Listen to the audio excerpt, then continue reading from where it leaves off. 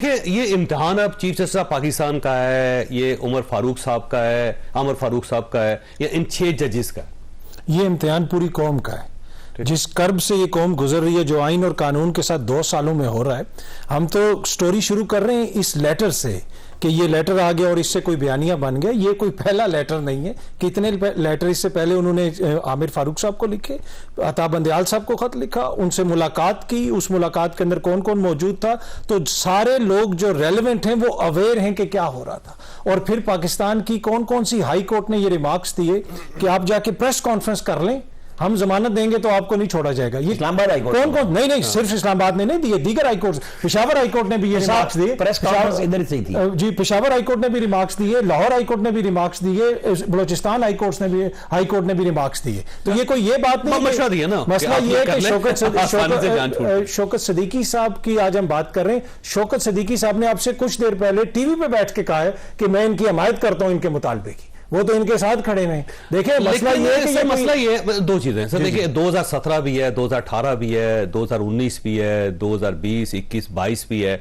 उस दौरान जब आपके ऊपर दबाव डाला जाता रहा और आप किसी की जमानत लेने के लिए तैयार नहीं थे, 2 साबिक प्राइम मिनिस्टर थे वो अंदर थे और पूरी पाकिस्तान मुस्लिम लीग नून अंदर थी, किसी जज ने उनकी जमानत ले ली। उस वक्त भी प्रेशर था, लेकिन उस वक्त आप अफोर्ड करते रहे। आज क्या प्रॉब्लम होगी? नहीं, आज तो नहीं। देखिए ना, अगेन ये वही तरीका है जिस तरह जो है मगरबी मीडिया इसराइल और फलस्तीन का तनाजा रिपोर्ट करता है कि आज हमास ने रॉकेट मारा है, आज मसला शुरू हुआ। भाई वो कब से खत लिख रहे हैं, किस वक्त उन्होंने पिछले साल 2017 में क्यों नहीं लिखा, 2018 में क्यों नहीं, 2019 में क्यों नहीं? पर अभी उन्होंने लिखा है ना, 6 जज साहिबान ने लिखा है। 2017-18 में शौकत सदीकी साहब बोल रहे थे ना, शौकत सदीकी साहब बोले ना उस जमाने के अंदर। लेकिन शौकत सदीकी साहब अकेले रहे, किसी जज ने उनको सपोर्ट नहीं किया। तो वो आज वो कह रहे हैं, वो कहते हैं मेरा तो सोशल बाइकआउट कर दिया था उन्होंने, मेरे तो मैसेज का जवाब नहीं देता। हो सकता है ना कि उस वक्त क्या पता उन अकेले को उन हालात का सामना हो। यहाँ पे तो 6 जज साहिबान आप कह रहे हैं ना, 6, और वही शौकत सदीकी साहब भी कह रहे हैं कि इनका जो भी मुतालबा है उसको देखना चाहिए। अब देखिए, ये कोई ये बात नहीं कि 2 बंदे या 3 बंदे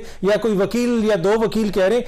हाई कोर्ट के 6 जज साहिबान, पूरी ऑलमोस्ट हाई कोर्ट मासवाए चीफ जस्टिस साहब के 7वां जज भी उसको इंडोर्स कर रहे हैं। आप इसको छोटी बात समझते हैं? यहाँ पे हम जजों को कटहरे में खड़ा करके दुनिया में कोई इस किस्म का इसकी कोई मिसाल मिलती, कोई मिसाल। और दूसरी, ये जो हाई कोर्ट है ये किसी रिमोट एरिया में नहीं है, दारुल हुकूमत में है। और ये जो सारे जज हैं, आप इनके बारे में जो मर्जी कर लें, इनका जो कैरियर है वो भी सबके सामने है, इनके फैसले भी सबके सामने हैं। इन्हीं जजेस की तारीफ होती थी, इन्हीं जजेस के ऊपर दूसरी जमात वाले तनकीद करते थे कि जनाब फलाने जज ने ये फैसला दे दिया, फलाने ने वो फैसला दे दिया। ये जो बात है इसको बड़ा सीरियसली आपको लेना चाहिए। सीरियस है ही ना भी ली जाए तब भी ये बात सीरियस है, सीरियस बात। मियां साहब, आपके पास एक सवाल छोड़ के मैं जा रहा हूं। तो मियां दाऊद साहब भी हमारे साथ मौजूद हैं, अगर आप इजाजत है तो मैं मियां साहब से स्टार्ट कर लूं। मियां साहब, ये फरमाइए सर, ये एक तो इसमें कोई शक नहीं कि पाकिस्तान की हिस्ट्री में पहला केस है इस टाइप का। तो अब आपका क्या ख्याल है कि इन जजों से पूछना चाहिए या फिर उनसे पूछना चाहिए जो जजों पर दबाव डाल रहे थे? जो ISI के लोग हैं उनका तो जिक्र नहीं किया जज साहबान ने अपने खत के अंदर।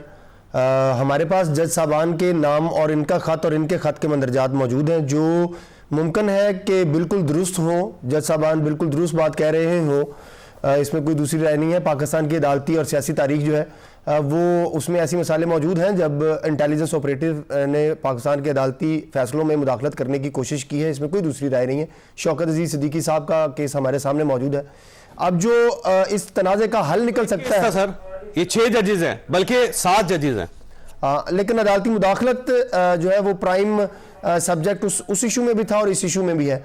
तो इन जज साहबान से बिल्कुल बुलाकर हमने सुप्रीम कोर्ट में अपनी आईनी दरख्वास्त में मौक़िफ़ भी ये ही इख्तियार किया है कि एक हाई पावर जुडिशल कमीशन बनाया जाए, जो सच बोल रहा है उसके सच की रोशनी में जो भी जिम्मेदार है, चाहे वो ISI का कोई अफसर है, कोई हुकूमती अफसर है, उसके खिलाफ कार्रवाई होनी चाहिए। और अगर जज साहबान गलत बयानी कर रहे हैं तो फिर उनके खिलाफ कार्रवाई होनी चाहिए, क्योंकि जज साहबान ने अपने खत के मंदरजात से ये तासुर दिया है कि पूरे पाकिस्तान की अदलिया, सिविल कोर्ट, सेशन कोर्ट से लेकर सुप्रीम कोर्ट तक जो है वो ISI चला रही है। अब इसके बाद तो पाकिस्तान के अवाम का किसी भी अदालत के ऊपर एतमाद ही नहीं रह गया। तो उस एतमाद को बरकरार रखने के लिए जरूरी है कि जज साहबान को मौका देना चाहिए कि वो अपना जो मौक़िफ़ जो है पेश करना चाहते हैं वो सबूत के साथ आकर पेश करें, और इस बात का दूध और पानी का पानी होना चाहिए। एक मरतबा इस इशू को वंस फॉर ऑल सेटल कर दें, ये हमने अपनी दरख्वास्त में लिखा है कि अदारे जो है वो अदालती अमल में मुदाखलत करते हैं, उनको करनी चाहिए नहीं करनी चाहिए, जिम्मेदारों को सजा दें। यह नहीं हो सकता कि जब भी तहरीक इंसाफ को अपने बयानियां बनाने की जरूरत पड़े वो इस तरह की कोई एपिसोड करवाएं और उसके बाद मामले के ऊपर मिट्टी डाल दी जाए। जैसे कि हमने माजी करीब में देखा कि कमिश्नर रावलपिंडी साहब आए, उन्होंने चीफ जस्टिस पाकिस्तान के ऊपर इल्जामात लगाए और उसके बाद तहरीक इंसाफ ने कहा यह हमारा मौकफ है। उसके बाद कमिश्नर रावलपिंडी साहब गायब हो जाए, ना किसी को सजा हुई ना कोई तहकीकात हुई। अब फिर तहरीक इंसाफ को अपना बयानिया बनाने की जरूरत पेश आई तो जज साहबान का लेटर जो है वो मार्केट के अंदर आ गया और पीटीआई ने ये कह दिया कि ये तो आपका ख्याल ये है कि बहरहाल जजेस जो है उनके खिलाफ कार्रवाई होनी चाहिए या उनसे बुला के पूछना चाहिए? रन साहब आपकी तरफ आने, एक तो प्राइम मिनिस्टर साहब के साथ कल चीफ जस्टिस ऑफ पाकिस्तान की मीटिंग हो रही है और उस मुलाकात में ज़ाहिर कोई ना कोई चीज़ तय होगी इसमें, और सेकेंडली ये है कि जो आज फुल कोर्ट रेफरेंस था, फुल कोर्ट इजलास था, वो आज भी जारी है और कल भी जारी रहेगा, एलामिया कल आएगा। तो इन सारी सिनेरियोस में देख के आप वैसे इस इशू को कैसा समझते हैं? दो चीज़ें हैं जो बहुत पुरानी तारीखों को छोड़ के, लेकिन 1988 वाली में जब जुनेजो साहब की असम्बली बहाल होनी थी तो जनरल असलम बेग जो उस वक्त चीफ ऑफ स्टाफ थे उनका मैसेज वसीम सजाद साहब ने पहुंचाया था और उन्होंने जाकर पहुंचाया था, बाद में तस्लीम किया। यही मैं कह रहा हूं ना कि वो एक मैसेज मौजूद है। उसके बाद अब आ जाए शौकत अजीज सिद्दीकी साहब बहाल, उनको निकाला जाता है नौकरी से। ये जजेस उनके बच्चे की या बेटी की शादी थी, उनसे समाजी बाइकाट कर जाते हैं कि उन तो साड़ी भी नौकरी खतरे च है, ये उनसे मिलना छोड़ गए और अब जब उनकी बहाली हुई तो उसी खत का फायदा उठाते हुए खत लिख दिया। जो मियां दाऊद साहब कह रहे हैं ठीक है, बिल्कुल दुरुस्त भी हो सकता है, बहुत सारे मालूमात लोगों ने की हुई हैं, हमने भी बहुत सारी बातें की हुई हैं, रेफरेंस जो इन्होंने डाला है और लोगों ने डाला है कि इस्लामाबाद में बच्चे की जुबान पे है कि कुछ चीजें ऐसी हैं वो जज साहिबान कोर्ट में क्यों नहीं बोले।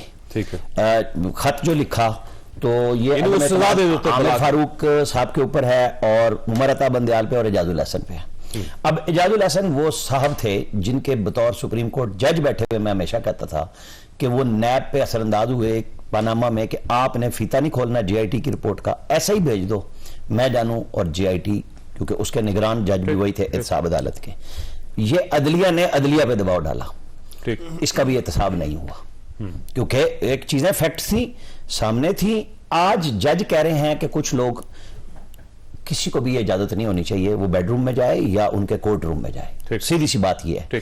लेकिन ये देखना चाहिए कि इन्होंने दबाव में फैसले कौन से दिए, ये क्यों नहीं लिखे। मुझे तो अगर देखना होगा तो ये तो एक मखसूस पैटर्न पे फैसले दिए जा रहे हैं। खान साहब कहते थे पता नहीं तौहीन अदालत लगे मैं माफी मांग लूंगा, लेकिन इमरान खान जब कहते थे कि जी आपने हुंडी के जरिए पैसे भेजने हैं, आपने मुल्क का ला नहीं बनाना और आप समाजी बाइकाट कर दें, फलाना कर दें, ये जजेस कहते हैं 200 लोग डिसोबीडियंस कर दें।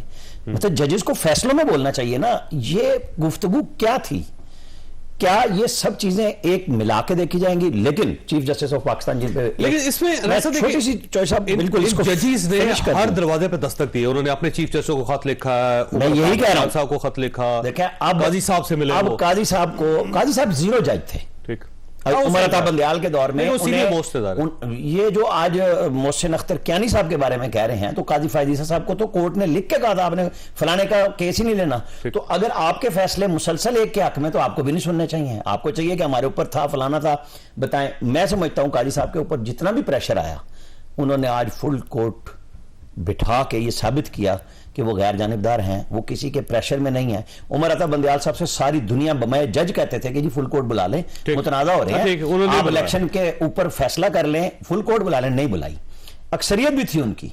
काजी साहब ने बेस्ट ये किया कि जो अभी आपको पता है फौजी अदालतों में कहा गया कि 6 नहीं 9 जज बिठाएं, 5 नहीं 8 बिठाएं,